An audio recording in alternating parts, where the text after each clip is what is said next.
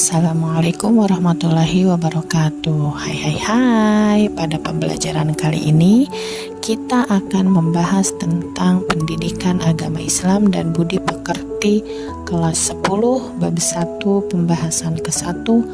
Aku selalu dekat dengan Allah Subhanahu wa taala.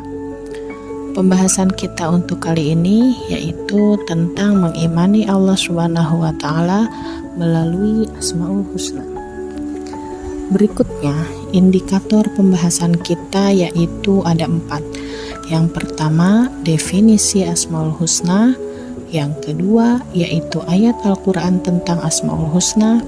Kemudian yang ketiga, yaitu sabda Nabi Muhammad SAW tentang Asmaul Husna. Dan yang terakhir, yang keempat, hikmah bagi seorang hamba.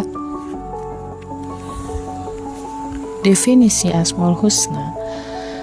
Asmaul Husna terdiri dari 2 kata, yaitu al-asma artinya nama-nama, al-husna yaitu yang indah atau baik. Lalu apa itu Asmaul Husna?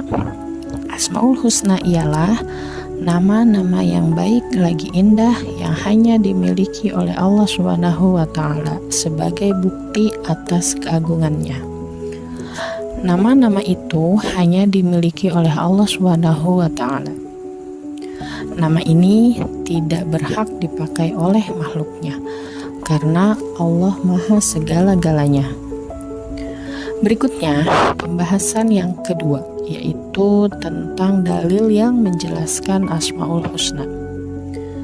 Yang pertama itu ada di Quran surat Toha ayat 8 yang berbunyi Allahu la ilaha illa huwal asmaul husna.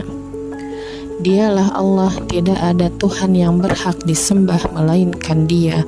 Dia mempunyai nama-nama yang baik. Jadi, nama-nama itu tidak boleh dimiliki oleh hambanya. Kenapa? Karena hamba itu ciptaan Allah Subhanahu wa taala. Jadi tidak boleh seorang hamba itu memiliki nama-nama seperti Asmaul Husna. Misal contohnya itu Al-Khaliq. Nah, Al-Khaliq itu Maha menciptakan. Maka tidak boleh seorang manusia, apalagi kita yang beragama Muslim, memberikan nama contoh ke anaknya itu Al-Khaliq. Hanya Al-Khaliq saja, itu tidak boleh. Karena Al-Khaliq itu hanya Allah Subhanahu wa taala. Maka biasanya kita akan temui nama-nama yang di situ mengandung asma Allah, tapi dia diberi nama tambahan depannya. Abdul, contohnya Abdullah, hamba Allah. Kalau Allah saja ya jelas tidak boleh. Ar-Rahman, Maha Pengasih. Yang Maha Pengasih hanya Allah Subhanahu wa taala. Maka ketika namanya dikasih Ar-Rahman saja tidak boleh, maka ditambah dengan Abdurrahman, hamba yang Maha Pengasih, hamba Allah yang Maha Pengasih.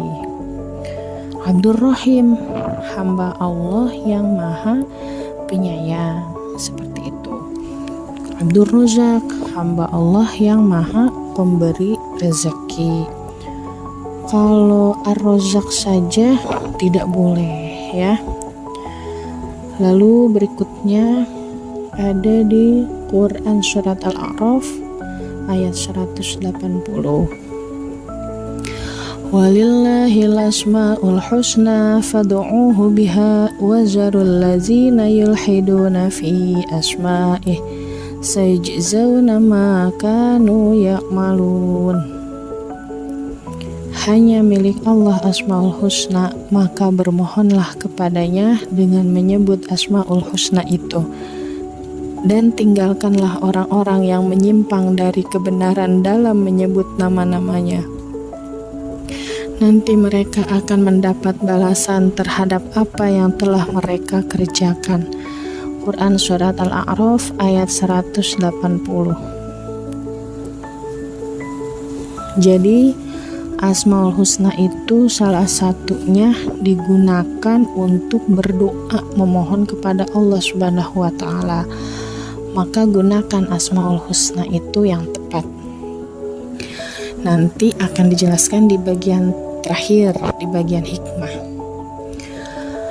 Berikutnya adalah sabda Nabi Muhammad SAW dari Abu Hurairah radhiyallahu anhu.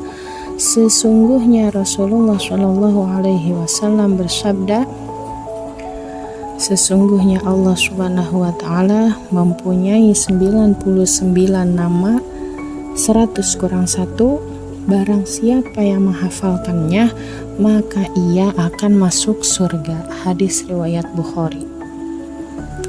Jadi teman-teman, nama Allah Subhanahu wa taala yang baik tadi yang kemudian kita kenal dengan Asmaul Husna, jumlahnya ada 99 dalam hadis ini. Dan misalnya kita ingin tahu di mana posisinya, biasanya ada di dalam sampul Al-Qur'an. Biasanya ada yang bulatan-bulatan, di situ ada isinya nama-nama Allah Subhanahu wa taala.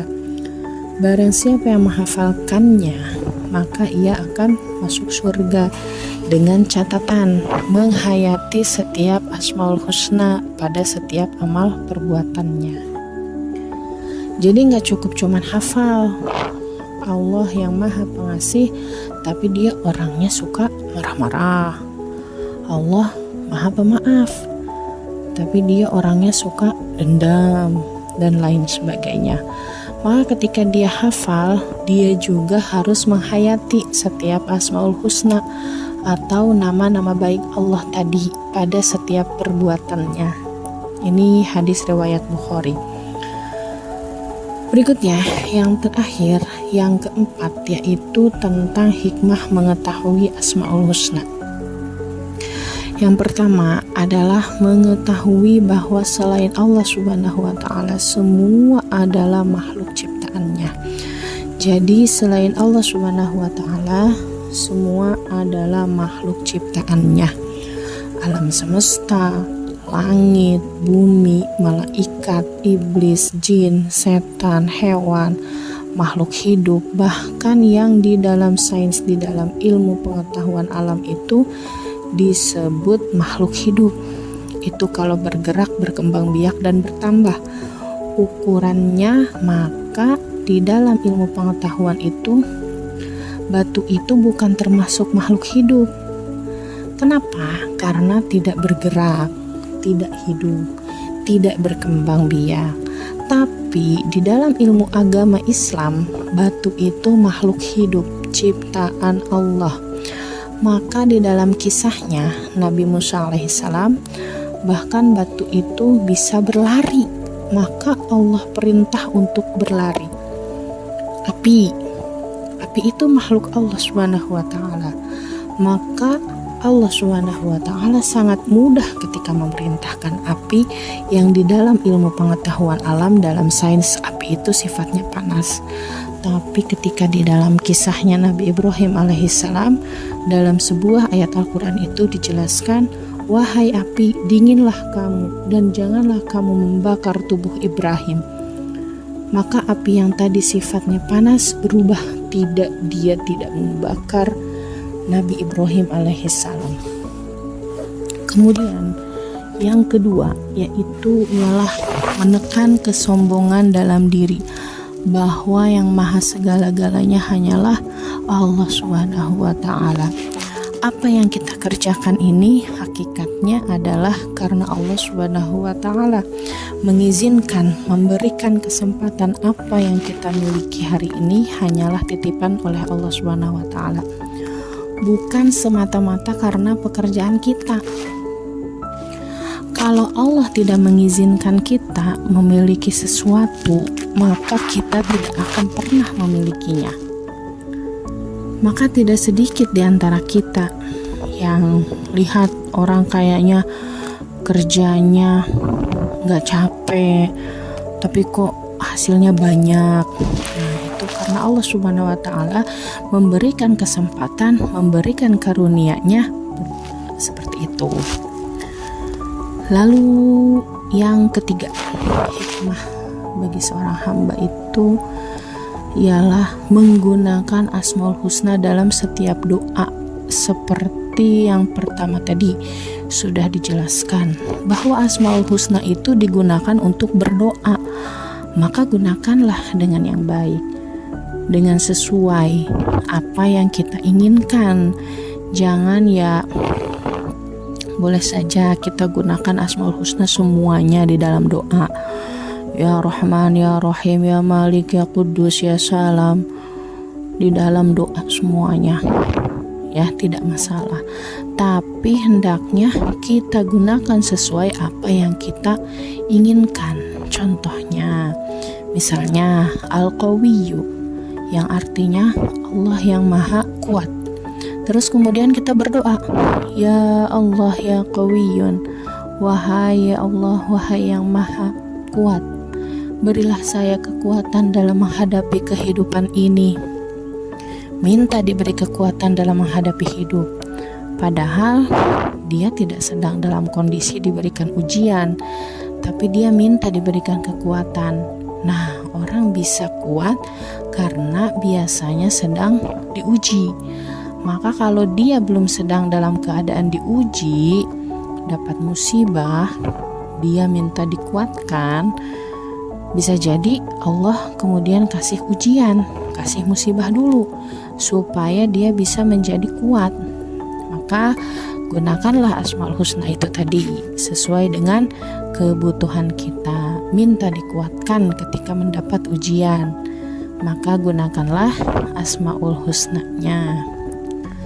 Kalau misalnya setiap hari, contoh, ya Razzaqi, wahai yang maha memberikan rezeki. Nah, kita setiap hari butuh rezeki dan lain sebagainya. Kemudian yang berikutnya yaitu mendapatkan pahala yang besar bila menghafal dan menghayati dalam beramal. Itu hikmah yang keempat. Maka kalau misalnya kita tahu bahwa Allah itu maha melihat, kita hayati dalam perbuatan kita. Jangan suka melakukan perbuatan-perbuatan buruk walaupun dalam keadaan sendiri. Kita berusaha minimalisir jangan sampai kita berbuat buruk. Kenapa? Karena Allah maha melihat. Jangan sampai kita menggunjing orang lain. Kenapa? Karena Allah maha mendengar. Mentang-mentang Allah maha pengampun, kemudian akhirnya sering berbuat dosa. Ya, bukan seperti itu. Juga maka hayati setiap Asmaul Husna yang Allah Subhanahu wa Ta'ala miliki dalam setiap amal perbuatan yang kita lakukan. Pada dasarnya, apa yang kita lakukan hari ini di dunia hanyalah sementara. Jika ada sebuah kata-kata itu adalah kita hidup di dunia itu hanya sekedar numpang minum. Kita lanjutkan perjalanan ke akhirat.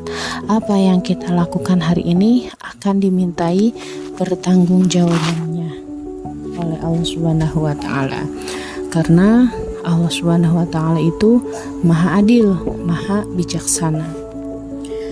Oke, ini saja pada kesempatan kali ini untuk pembelajaran Mapel PABP di kelas 10. Terima kasih. Terakhir, sekian. Mohon maaf atas segala kekurangannya.